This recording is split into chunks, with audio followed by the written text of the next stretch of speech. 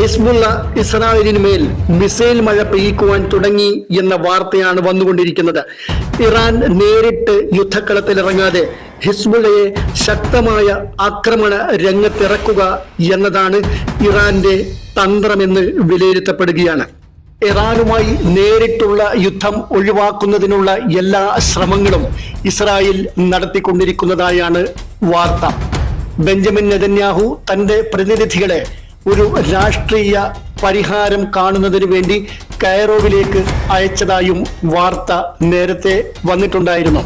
Hamas നേതാവ് ഇസ്മായിൽ ഹനിയ ഇറാനിലെ ടെഹ്റാനിൽ വധിക്കപ്പെടുകയും വധത്തിന് പിന്നിൽ ഇസ്രായേൽ ചാര സംഘടനയായ മൊസാദാണെന്നും ഈ അതിക്രമത്തിനുള്ള ശിക്ഷ ഇസ്രായേലിന് നൽകുമെന്നും ഇറാൻ വ്യക്തമാക്കിയിരിക്കുകയാണ്.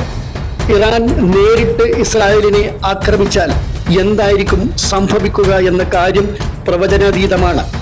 ഇസ്രായേലിന് പിന്നിൽ അമേരിക്ക നിലയുറപ്പിക്കുന്നിടത്തോളം ഇറാൻ അത്തരമൊരു മണ്ടത്തരം കാണിക്കുമെന്ന് വിശ്വസിക്കുവാൻ പ്രയാസമാണ്. ഇറാന്റെ കയ്യാളുകളായ 3 എച്ചുകളെ അഥവാ ഹമാസ്, ഹൂത്തി, ഹിസ്ബുള്ള എന്നീ ശക്തികളെ കളത്തിലിറക്കി കൂടുതൽ ശക്തമായ തിരിച്ചടി നൽകാനായിരിക്കും ഇറാൻ ശ്രമിക്കുക. പ്രത്യേകിച്ച് ഇസ്രായേലുമായി ഒരു അതിർത്തിയും പങ്കിടാത്ത ഇറാന് എളുപ്പവും സുരക്ഷിതവും ഹമാസ്, ഹിസ്ബുള്ള, ഹൂത്തി വിഭാഗങ്ങളെ യുദ്ധക്കളത്തിൽ ഇറക്കി കളിക്കുന്നതിലൂടെ മാത്രമായിരിക്കും എന്നതും ഒരു വസ്തുതയാണ്. 4 ഭാഗത്തു നിന്നും മിസൈലുകളും റോക്കറ്റുകളും ഡ്രോണുകളും ഒരേ സമയം തടുത്തു നിർത്തുവാൻ ഇസ്രായേൽ വ്യോമ പ്രതിരോധ സംവിധാനത്തിന് സാധിക്കുന്നുണ്ടോ എന്നതും ഇവിടെ സംശയമാണ്. എല്ലാം തങ്ങൾ തകർത്തു കളഞ്ഞു എന്ന് ഇസ്രായേൽ അവകാശപ്പെടുമ്പോഴും ഇസ്രായേൽ മണ്ണിൽ മിസൈലുകളും ഡ്രോണുകളും റോക്കറ്റുകളും പതിക്കുകയും വൻ നാശനഷ്ടങ്ങൾ ഉണ്ടാക്കുകയും ചെയ്യുന്നുണ്ട് എന്നതും ഒരു വസ്തുതയാണ്. അനവധി ഇസ്രായേൽ പട്ടാളക്കാർ കൊല്ലപ്പെടുകയും കുറെ സാധാരണ ഇസ്രായേൽ ജനങ്ങൾ കൊല്ലപ്പെടുകയും 60,000-ലേറെ പേർ അതിർത്തി പ്രദേശം വിട്ട് ഒഴിഞ്ഞു പോവുകയും ചെയ്യുന്ന ഈ സാഹചര്യത്തിൽ ലെബനനിൽ കയറി വ്യോമാക്രമണം നടത്തി ഹിസ്ബുള്ളയുടെ പ്രഹരശേഷി നശിപ്പിക്കുക എന്നതായിരിക്കും ഇസ്രായേൽ ലക്ഷ്യമിടുന്നത്.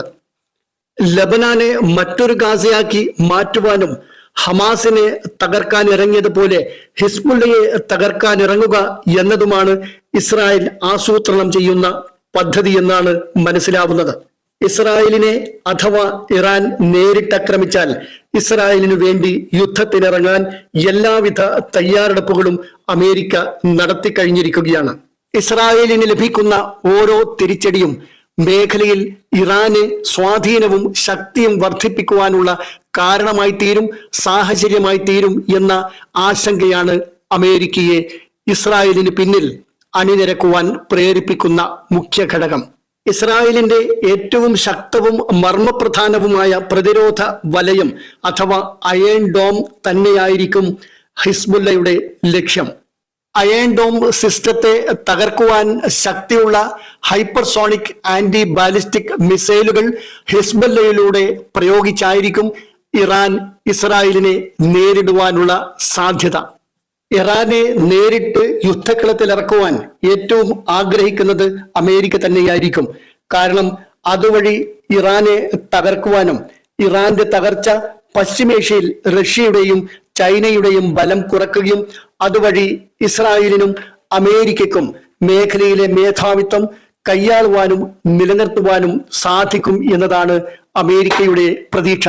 അതേസമയം ഹിസ്ബുള്ളയെ ശക്തമായ രീതിയിൽ തിരിച്ചടിക്കാൻ പര്യാപ്തമായ രീതിയിൽ എല്ലാ വിധേനയും സജ്ജമാക്കുകയും ഒരു തുറന്ന യുദ്ധ ഭീഷണി നിലനിർത്തുകയും ചെയ്യുക ഇറാന്റെ തന്ത്രത്തിന്റെ ഭാഗമാണോ എന്നും വിലയിരുത്തപ്പെടുന്നുണ്ട്.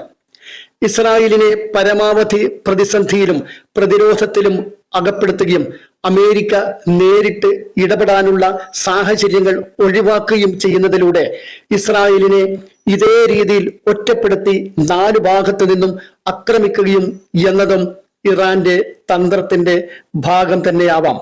ഉക്രൈനുമായുള്ള യുദ്ധത്തിൽ റഷ്യയെ പിന്തുണച്ച ഇറാന് പ്രത്യുപകാരം ചെയ്യുന്നതിന് വേണ്ടി റഷ്യ നിലയുറപ്പിച്ചിട്ടുണ്ട് എന്ന വസ്തുത അമേരിക്കയ്ക്ക് ആശങ്കയുണ്ടാക്കുന്നത് തന്നെയാണ്.